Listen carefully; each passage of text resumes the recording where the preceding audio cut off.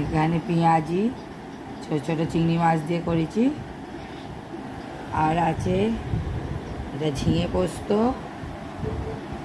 আর এখানে আছে করলা পাতা গোটা গোটা বেসন দিয়ে ভেজেছি। মানে খাওয়া গেছে আর আমরা দুজন খাবো। এখানে আছে থোর ভাজা, নুন, আর এখানে আছে জল। শাক চচ্চড়ি এই হচ্ছে আজকে আমাদের দুপুরে সিম্পল লাঞ্চ মেনু। কেমন হয়েছে আপনারা কমেন্ট করে বলবেন, ভালো লাগলে শেয়ার করবেন বেশি করে, আর লাইক করবেন, লাইক করতেও ভুলবেন না। আর আমাদের পাশে থাকার জন্য সাবস্ক্রাইব করে দেবেন, আমাদের পাশে থাকবেন, আমাদের খুব ভালো লাগবে। দেখুন এখানে ক্যাশপারও বসে আছে,